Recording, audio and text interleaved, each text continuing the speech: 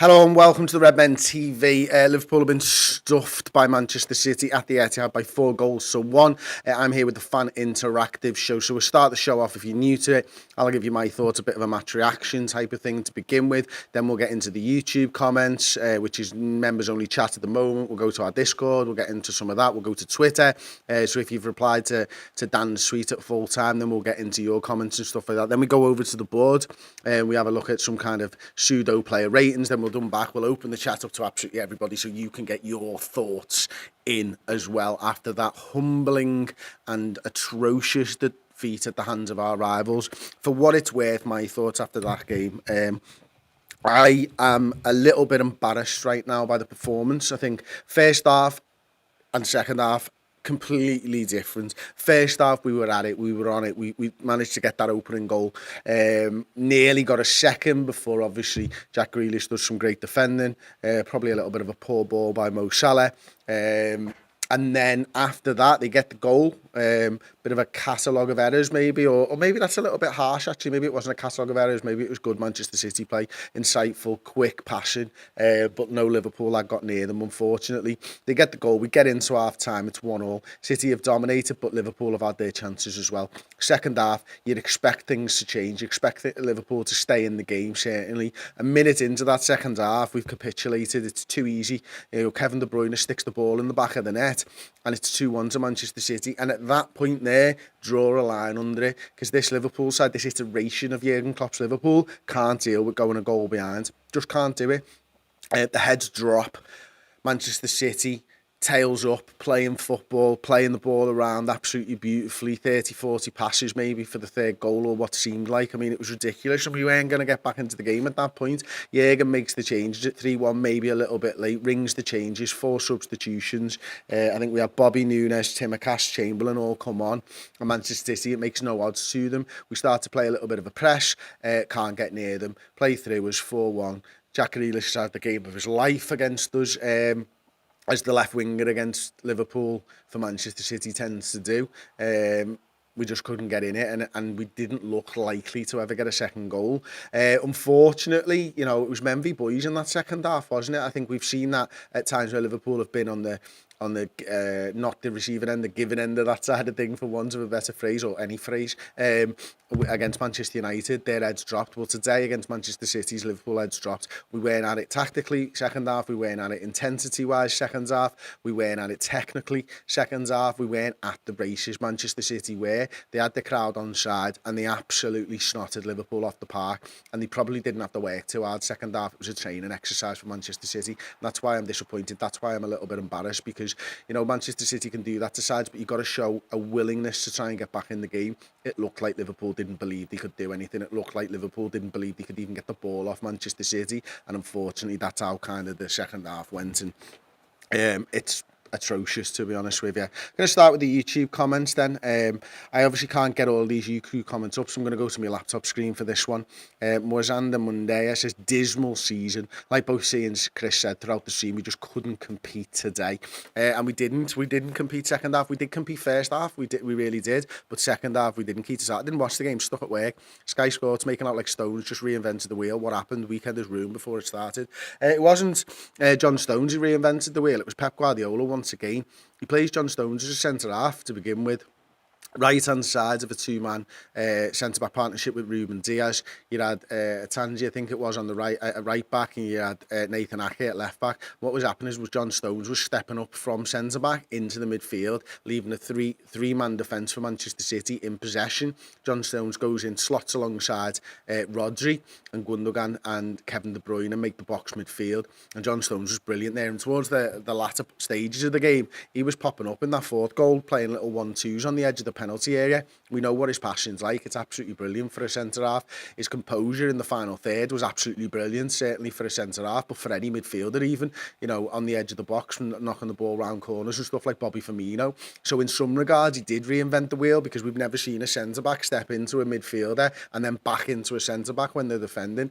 And that's Pep Guardiola, it's not John Stones. So yeah, fair play.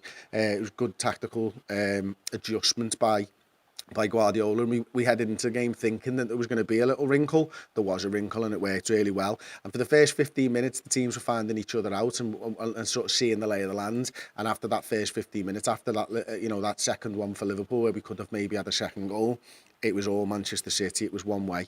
Shane says, not surprised again, but shockingly disgraceful. And Aja Broy says, why?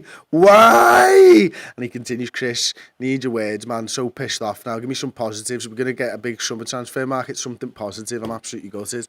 I might not be the man right now, to be honest with you, in terms of the man for positivity, because right now I'm thinking of the 11 games to go. I'm thinking of Chelsea on Tuesday night. I'm thinking of Arsenal next weekend on Easter Sunday, and I'm thinking that if we don't get 6 points from the next 2 games, we're out of the top 4 race. And for me, I do believe that Liverpool are going to go big in the summer, and if Liverpool don't go big in the summer, then there's something majorly wrong with the ownership at Liverpool Football Club. We need the back and we need lads in. It's going to be one of the biggest summers in history. I think of that 2001 season where Gerard Houllier probably brings in 7 players, or was it, I can't remember if it was 2000, 2001 or 2001, 2002, but we bring in 7 players. It might need to be one of those. We might need to bring in 7 lads, and we might need to get rid of 10 lads off the books to be able to do it.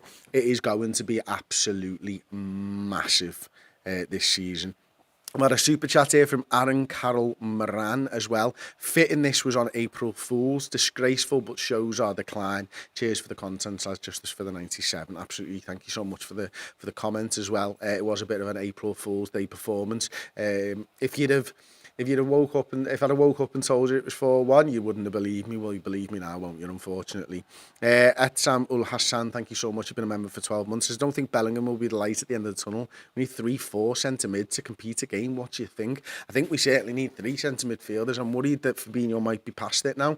I'm worried that Jordan Henderson's not going to be able to compete over a 38-game Premier League season at the level that we need him to. I'm worried that Harvey Elliott might not turn into that midfielder that can compete over 38 games, although time is very much on young Harvey's side.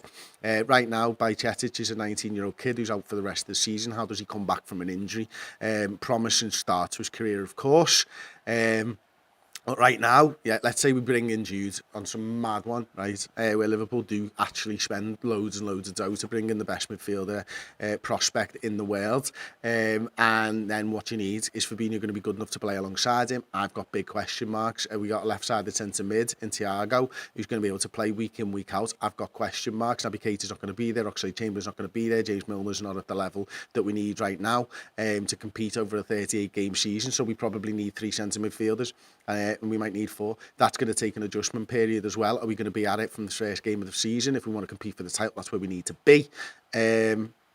That's going to be tough, isn't it? So yeah, big summer needed, and it needs to be done early doors as well, I think, because you need to get everyone in first day of pre-season and work on that midfield. We've got an adjustment that we've had with the strikers over the course of this season as well, losing Mane, bringing in Gakpo, and Diaz not being available, Jota not being available hasn't helped with that, but Nunes was there, and I wouldn't say he's fully firing yet. So it's going to take time. I expect the strikers to be at it better next season. I expect the defence to be at it better next season, but that all hinges on whether the midfield is going to play the way that Jurgen Klopp wants them to play. Rabadam sent us 20 Norwegian kroner. Thank you so much. This will take Chelsea-esque levels of investment, and you're absolutely spot on there as well. I'm going to get over to some of the Discord chat now as well. Josh Hall says, I can accept losing to the better teams, but I won't accept players not running back with their man and busting a gut to get back at them. And I agree with Josh here. This is the one thing that pissed me off most during the game, is that ability to just work hard. Everybody's got that. No matter the level that you're at, if you're a Premier League footballer for Liverpool Football Club, you train week in, week out to give it the full 90 minutes and run your arse off for the badge on the front of that shirt. And once again, we're questioning why Liverpool players threw in the towel. And too many times this season, we've questioned why Liverpool's players have thrown in the towel. Why aren't they applying themselves? Why aren't they running over every blade of grass trying to get the ball back? That is inexcusable as I see it. Howdy, it's David just says, Payjack, it was shit. Thanks. It was shit. And then we've got Josh 2022 says, Payjack, just bin them all. I got another one here from Josh at second half. It was a carbon copy of Madrid. Oh, and he continues to say, but I'd say worse. Suraba has come in and just said, expected this, not disappointed, just tired. And this is just one of the three we have this week. And you're absolutely right. You know, we know how difficult it's been against Chelsea over the last few years. When we play them, we tend to draw. Now, luckily, we've played them in finals where we can beat them on penalties. It's been difficult. I remember that Anfield game earlier on. It was one of Gakpo's first games, wasn't it? And he was kind of pushed off the ball. Well, physically, he's in a much better position today, and actually Gakpo was one of the shining lights for me in today's game. You know, he applied himself. When he got the ball, he was working hard. He was getting himself fouled by Rodri. Could we have had a red card for Rodri in this game? Well, he picked up a card, first yellow card, of course, for pulling back a player, and second, he pulls back a player as well, doesn't he? And it probably should have been Liverpool on the counter-attack. Referees bottled it big time there and not giving Rodri the red card. Would it have been a different result? It might not have been as much of a hiding, but it might have played into Liverpool's... and maybe it would be Liverpool who would have had their backs up after that. It would have been an interesting one, but the referees... no excuses here. You know, it was still 1-1 at the time.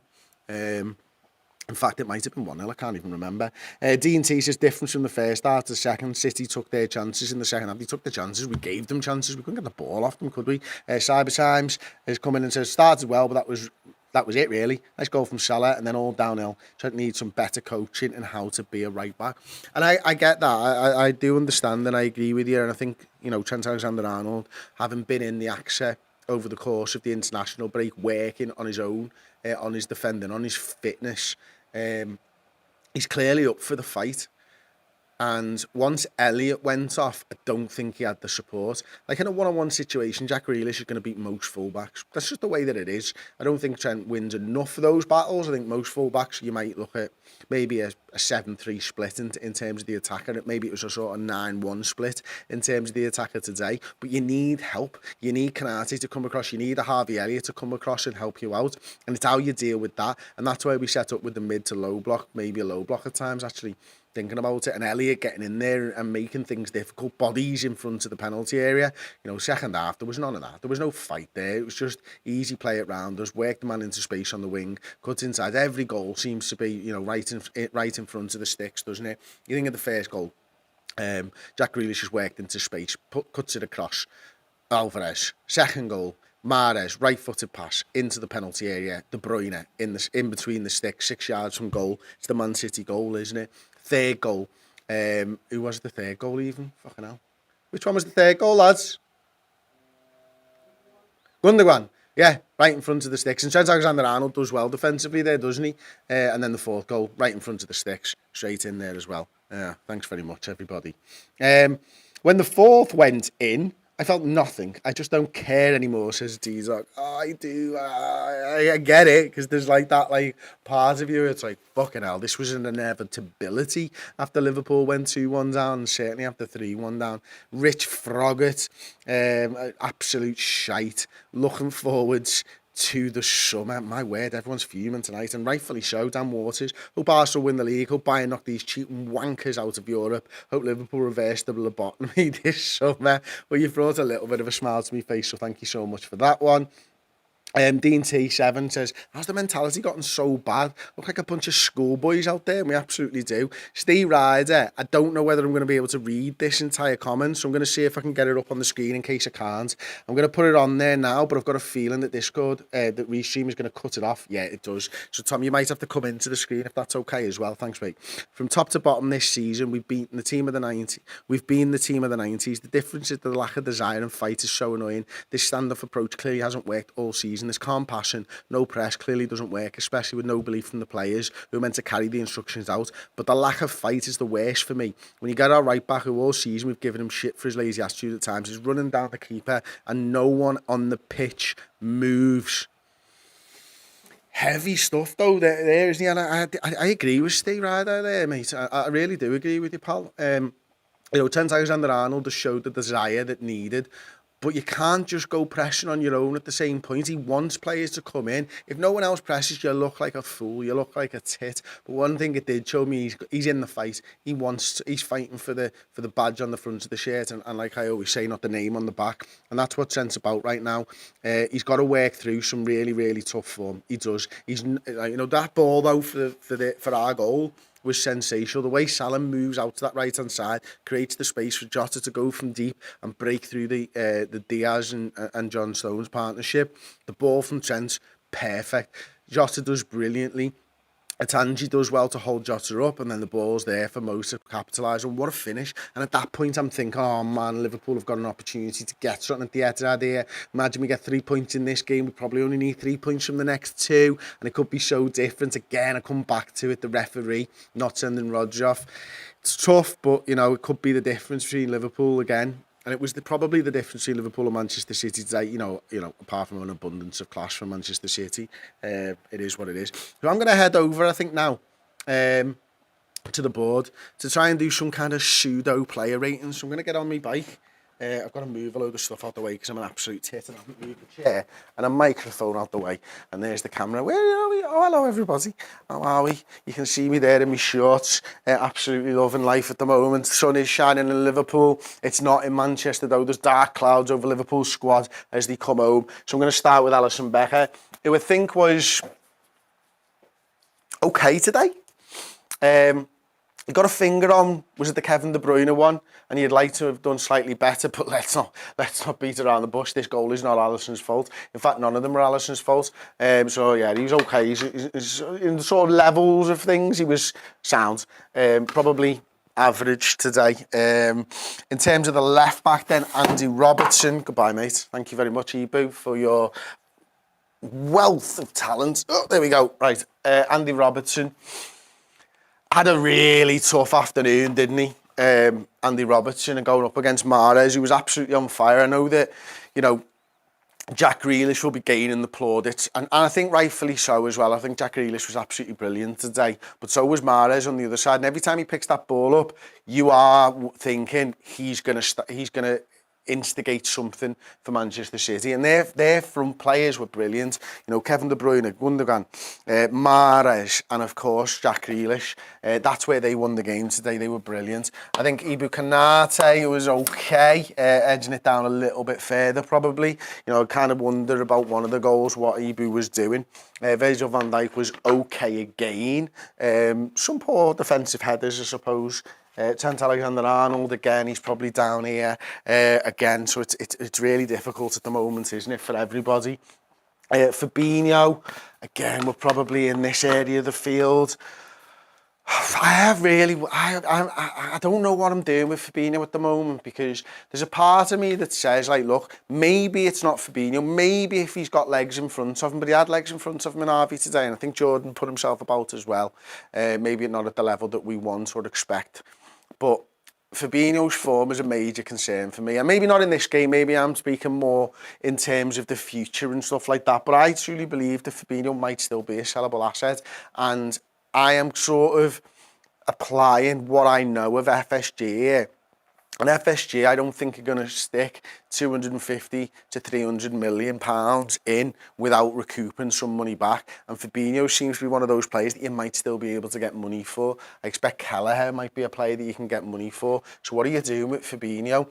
Do you trust that he's going to pick it back up if you get a Jude Bellingham and maybe another centre midfielder in alongside him, you know, linked to Mason Mount? Is he going to be good enough to play with Jude Bellingham and Mason Mount and Liverpool and raise that level for Liverpool? And I've got concerns over that right now. And there was concerns early on in this game, wasn't there? A couple of little fouls here and there, and you think maybe, you know, he's going to end up on a yellow card, and then it's going to be difficult. After that, there was actually, if he'd have picked a yellow card up in the first half, right, and I'm being deadly serious here, there was no danger of him picking up a second yellow card, because second half, we didn't get anywhere fucking near them to even pick up a yellow card, did we? Jordan Henderson, probably about the same, maybe a little touch worse, in fact, than Jordan Henderson. Elliott makes a rare foray into average today. I think there are times during the game where you could question his position and stuff, but you can never question Harvey Elliott's willingness to put himself about, to try and cover everybody grass, to try and help out Trent Alexander-Arnold, to make it difficult for Jack Grealish. And then not only that, but when Jack Grealish turns and plays it back to Nathan Ake, he was pushing out, and then Ake played back to Grealish, and Harvey Elliott running back in, trying to make sure it wasn't just a 1v1. So yeah, maybe on the ball, not absolutely at it today, but in terms of his application, I'm absolutely fine with it. Mo Salah obviously gets the goal. So he gets himself up into an average performance for me. Gakpo's probably the one. In fact, I'm going to save him for last. I'm going to play Jota there. Jota is probably somewhere around here, I think, maybe. I think it was obvious towards the just before he was substituted that Jota's not match fit yet, and I think we're seeing that, unfortunately, not able to go for a full 90 minutes. From the starters then, I'm tempted to go Gakpo into boss here, you know. Certainly, maybe not full boss, but a bit boss. I love this performance. I think we're seeing somebody who is going to absolutely tear up the Premier League next season. I know that's mad to say in a game where Liverpool lose 4-1, but there is so much to like and respect of Cody Gakpo and what his game is about. Like, we've seen that strength in the middle of the park. We've seen him driving with the ball at his feet at full pelt at Manchester City, asking question marks off them in the first half, and them not being able to deal with them dragging him back, jumping on his shoulders and all kinds of stuff. And then we saw, I know it was offside, but that one where he brings it down, he's got a defender on his back, he turns him, gets a shot off at Ederson, who makes a good save even though it is pulled off. There is a lot of stuff to respect and like about Cody Gakpo's game, and I am really excited for the future and watching this lad develop into an absolutely top drawer, I believe, centre forward. Oxlade-Chamberlain, passing probably wasn't there today. Kostas Tsimikas, not really sure what was going on with that, but yeah, not great. Bobby Firmino, probably the same, somewhere like that. And Darwin Núñez, did he even get into the game? Did he even get a touch? I'm not 100% sure. So I'm going to see into some of the comments and stuff now. Steve Ryder says, completely agree about Cody Gakpo. Well, that's not a flattering angle for my bald spot, is it, Tom? Bloody hell, mate, look at that. This is what the barber's been telling me, but there's not many situations in life where you actually get to fucking look at it. Look at my life. Oh my God, mate. I do not like one there. Hang on a minute. One there. Oh, wait. Go back. This way. It's all backwards there. And one here. Oh man, that's terrifying. Terrifying. I've seen the future and I've seen stay all right over there. This is me 2023 with the ball spot. You see them bad boys? And this is me 2026. Heavy that. Fucking heavy that, mate. I do not like this view, Tom. This is the worst view ever, mate. Tom goes, mate, are you happy with he comes in, he goes, you happy with the position of the computer? I'm like, yeah, that's fine. I did not do that beforehand, though, unfortunately. Thank you so much for the $5 super chat. Don't know how not to blame Klopp for this. Wide open on the wings, no press, late subs, 4 unanswered goals. These boys should be ashamed to wear the badge, says Timothy Filosa. My word. Klopp, I think, you know, the mad thing is, first half, I think Klopp gets it tactically right. I think there's not much else we could have done there. I think if we'd have gone toe-to-toe with them, high press, all that type of stuff, we'd have seen what happened after we made the substitutions, and Manchester City would have had easy from start to finish. I get that you blame Klopp, and I understand that you're entitled to blame Klopp. My reading of the situation is slightly different. My reading is it's the application from the players. Now, you could say, well, they're not listening to Jurgen Klopp, and that's a completely different conversation, and I totally understand that. But I do think that Klopp probably got his tactics right. The goal at the second half, that's where, at the start of the second half, 1 minute in, 46 minutes, Kev the Red goes through and gets that goal. That's not good enough. That's what set the tempo for the rest of the second half, and we couldn't get into it, you know what I mean? So, Steve's giving me banter now, so we're going to get some banter about that. Yeah, absolutely. So I'm going to head back over, we're going to go through some of the Twitter comments and stuff now. Hi, everybody. You can see I'm just going to work my way, shark my way through here. Because can we open up the chat as well? So everybody, if you don't mind, please, Tom. I'll go through some of the Twitter comments, because some really interesting ones actually had a little look through before we started here. Salah's struggled to play a 5-yard pass is standard. Waits too long to make subs. How does Ox get game time? He's leaving. Robbo's worst performance in recent memory. Kamikaze defending. Trent is so poor defensively. His perceived attacking talent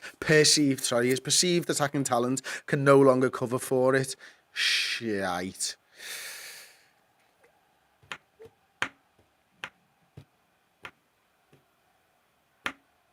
Hard to argue with that. LFC Holstein 99 says collapsed in about 20 minutes in the second half. Turn to Tuesday, you got to forget it. I like it. You do have to forget it. It's not going to be an easy one to forget. Getting embarrassed by some close neighbours, isn't it? And you know, yeah, I mean, you need elite mentalities, and right now, that's one thing that Liverpool don't have is elite mentality to be able to get over that in 2 days, 3 days. Morocco. Fabinho needs to be sold in June. We can't make the same mistakes of keeping decaying players. It's enough that Ox and Keita stayed so long. It's interesting. I was just kind of talking about that, wasn't I? You know, Fabinho, I mean, he's 29 now. He's obviously going to turn 30 at some point in the next year. That's how that works. Is he going to be one of the lads that we keep around and build around? You'd be a brave man, I think, to be building around Fabinho at this age. And with these performances under his belt, you've got to really, really trust that he can step it up and get back to those levels that he was at. I'm not sure I would. And I don't like saying that about Liverpool players. I really don't take it lightly either, to be honest with you. I don't like, you know, being harsh on the players that I support and ultimately want to do well. I always want to try and see the positives in it, but there's not many positives after today's game. The more experiments. I said at half-time we need to be 100% at it start of the second half, and not for the first time. We just weren't switched on. The first City goal is trademark City. After that, it's embarrassing defending. The fourth goal, Trent is literally jogging back. Chalk and cheese halves. Oh, it's heavy, isn't it? It's horrible, isn't it? Chalk and cheese halves is absolutely spot on. I'll have to watch back that fourth goal, to be honest with you. Maybe I've been a bit too kind on Trent Alexander-Arnold if he's literally jogging back. I can't say I remember it. Apologies. So maybe I'll go back and give you my thoughts after the fact. Eric says, this Liverpool team is on the ropes and need 3 quarters to be sold and replaced. Need 400 million plus to invest, or this will be a mid-table team for years to come. I do kind of disagree with you there, Eric. I respect your opinion, of course, mate. I think if you can get, let's say, Jude for 150, even get another midfielder in for 100, there's 250, pick up Mason Mount for like 50, there's 300 million of midfield talent that I think Liverpool need. I think 200 to 300 million is what Liverpool need. They're going to try and do it cheap, because that's what FSG do. I do feel, and I know there's massive question marks about Trent Alexander-Arnold. I understand that. I'm going to park them for a moment just while I talk this one through, though. I do feel like the back 5 is okay to go. With a little bit of rest and a better midfield, I think the back 5's okay. I think the front 6 are good. I think when you look at Gakpo, you look at Diaz, you look at Jota, you look at Mo Salah, you look at Nunes. Have we got a 6th? I don't know. From 5, we're playing 3 forwards. I think we're good there, and I think we can improve as well in terms of the chemistry between the players. I think we're good in terms of the front players. I think where we need to invest all of that money, and probably on somebody to back up Virgil van Dijk and Ibu Konate. Certainly if Matip gets sold, and maybe you keep Joe Gomez around because of his ability and versatility in playing right back as well. I think you need somebody else who's going to be available every single game. I think we got really lucky in that we've got 3 quite injury-prone players there, in Joe Gomez, Matip, and I would add a little bit of touch of Ibu Konate in there. You know, you need somebody who's going to be available for 38 games a season, Premier League, in terms of a defender. And you have got that in Nat Phillips, to be fair, but somebody of a level that's probably better than him. So I think maybe 400 million is a stretch. I think if you get the midfield right, I think Liverpool can make that jump straight from where we are now back into the upper echelons of the Premier League. So yeah, we're not far away. We're not far away from each other here, I don't think. Cam says, embarrassing. Laughed off the park by the team we've been level with or ahead of for 4 years. Josh Williams going straight into it, gave up from 2-1 onwards. Just horrible to watch. What else can you say, says Sarah? And what the hell did Klopp say to them at half-time, says Phil Walker? Can't disagree with you, to be honest with you, mate. I cannot disagree with you. So we've opened up some of the YouTube chat as well. So I'm going to be able to get into the YouTube chat now. It's going pretty quick as well, to be fair. So I'm going to see if I can pull any nice ones there. William Sutton just says, frustrated with Trent, but I'll probably judge him when he's got a competent midfield in front of him. That is a very, very sensible take there, William, and not one that I'm used to finding in comment sections after Liverpool have been absolutely humped by another big team. So yeah, good shout. I like that. Maybe that's something I should take from you, mate. Thank you very much for that. Trent Alexander-Arnold, he's have a look at himself. If he's not going, if he's not careful, he's going to be the next Dele Alli. Fucking hell. Jeez, that's words of warning there from JJ. FSG are not spending 300 million. Gareth Hubbard says, you know what, you might be fucking right here, mate. And that's a concern, isn't it? They might spend 300 million, but they might have to get in 300 million as well. And the only way they're getting in 300 million is Mo Salah, Fabinho, Alisson. That's the only way they're getting in 300 million. And I don't think they're going to do that, categorically. They need to put in 200 million unbalanced. And you'll probably, Gareth, agree with me that it's unlikely that they're going to put in 200 million unbalanced. Draw your own conclusions from that. The backline's good to go, says John Barnes. A centre-back and a right-back are needed. Certainly a right-back in terms of someone to back up Trent Alexander-Arnold. If you are like our man from the comments before who believes that Trent's level will come up when we've got a competent midfield, then maybe not. A centre-back's a definite. I do agree there. But I do think in Konate and Virgil van Dijk, you've got two centre-halves who are absolutely good enough to win a Premier League title playing together week in, week out. Brad Anderson says, I feel slightly less depressed after this show. Nice one, Chris. I'm quite surprised anyway. I feel like I've been really, really depressing. Flop Tart, love that. Says, none of our midfield can tackle. That is the problem. Agreed. Glenn Boylan, Manlin, who knows? Trent is getting slaughtered every week. Lads at right, full. Come on! Don't know what that means, but okay.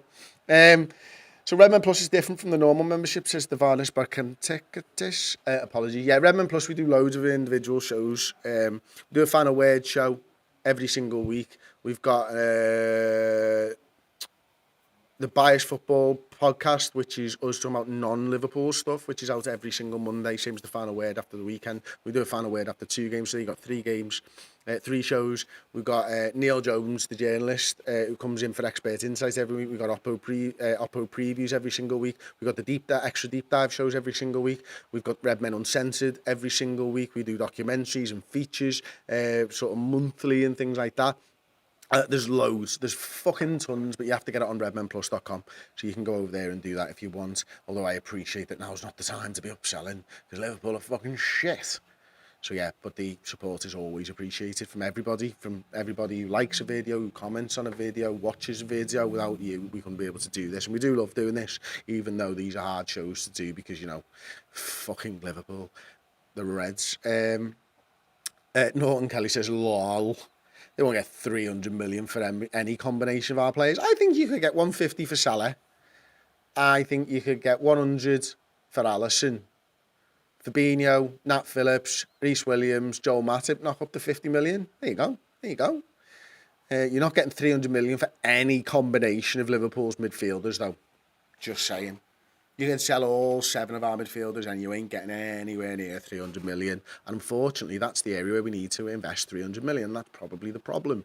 We need 300 million pounds worth of midfielders, and we haven't got 300 million pounds worth of midfielders, even when you tally up all 7 of them. Mentality monsters are now the honey monsters. So poor, says Stephen Brown. Agreed. Trent doesn't need a backup. He needs a solid challenge for his position, the batter. That's actually a great point. You're spot on. I was completely wrong earlier on. You need someone who's going to push Trent Alexander-Arnold, somebody who doesn't believe that he's coming in to be a backup. And I think probably Calvin Ramsey, Trent probably thinks of is a backup right back. Conor Bradley as well is a backup right back. Whereas Tsimikas has pushed, I think, Andrew Robertson. And I think you've seen when Tsimikas has been given a run of games that he's a solid option there. He's great at corners. He's good at free kicks and all that type of stuff as well when he's whipping them into the box. He's a very good crosser of the ball, and he's a solid defender as well. We do, Bachelor, I agree with you. We need somebody who can put that similar type of pressure onto Trent Alexander-Arnold. Right, never mind transfers, Ed Sexton says. Minimum requirements is give your all for the shirt. Players showed a disgraceful attitude for people that are £100,000 a week. I never want to bring the money side into it when you're talking about playing for the shirt, and I don't think you should do. you know, whether you're playing for 5,000 or £50 or whatever, the minimum requirement, you're absolutely spot on it, is playing like you fucking give a shit. And I think at times you can put a question mark over Liverpool this season, because I don't think they have given their all every single game, and I think their heads have dropped, and they felt like they're getting humiliated, and in turn they have been humiliated, and that's not good enough for Liverpool Football Club, no matter how poor our midfield is, how porous our midfield and defence are. That is not good enough, and unfortunately today, we absolutely were not good enough. We were battered by Manchester City. They deserved their win. They deserved their 4-1. They were good for their 4-1. They could have been good for more than a 4-1. Lewis Bryant, let's see, last comment I'm going to go through. Chris, for how much of the blame for this season sits at Klopp's door? We seem to be doing the same mistakes every single week. It's interesting, isn't it? Because I think, you know, as fans sometimes, we get drawn into FSG battles over here and all that type of stuff, and rightfully so, I think. And then we get drawn into all this Klopp's message getting in. There's shit here about Pep Linders and all this type of stuff. We've had the injuries over here, and we had the 63-game season, and the heartbreak of Madrid, and not winning the league, and all that type of stuff. A combination of absolutely fucking everything is the problem, and we get bored of talking about the reasons that Liverpool have been shit this season. And certainly we didn't back Jürgen in the transfer market and buy a midfielder. You know, we end up bringing Artemelo in. We did have a 63-game season. We did have the heartbreak.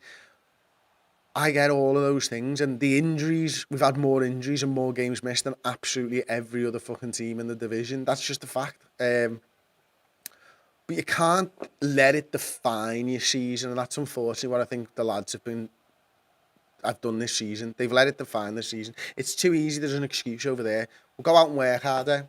That's what we didn't see today. So yeah, there is blame to be placed at Klopp's door, but there is also loads of flipping reasons why Liverpool have found themselves in the situation that we're in. We don't have any more lives left this season. We need Champions League football. We absolutely 100% need Champions League football. So you've got to get your head down. You've got to fucking work hard. You've got to beat Chelsea away from home. You've got to beat Arsenal at home now. I think if you can't win against both of those sides, which is a tough ask with Arsenal, then we're not in for Champions League football next season. And that will probably affect Liverpool for the next 2 to 3 years. That influx of cash from the Champions League, the difference between that and the Europa League, or God forbid, the fucking Conference League, is huge. So if you lads want to continue to play at the top end of European and Premier League football, we need Champions League football. I hate to end it on a downer, but that's the way that this show is going to end. So thank you very much for joining me as ever. Thank you for the support throughout the shows as ever. Love each and every single one of you. Thank you, trolls, for coming in and watching this shit. I hope you've enjoyed yourself. Again, we've given you lots of fun this season, haven't we? Damn it! Thank you, Monday, who says, take care, Chris. I'll see you next time. Steve and Dan will be doing the instant match reaction. That'll be on Plus very, very shortly. Hey everyone, thanks for watching that show. Did you know if you go over to redmenplus.com and sign up as a Club Legend subscriber, you will get access to our amazing Discord chat, 20% off merchandise, live tickets every year for free, plus all our incredible content, and you'll get absolutely everything right as it happens. So get over there and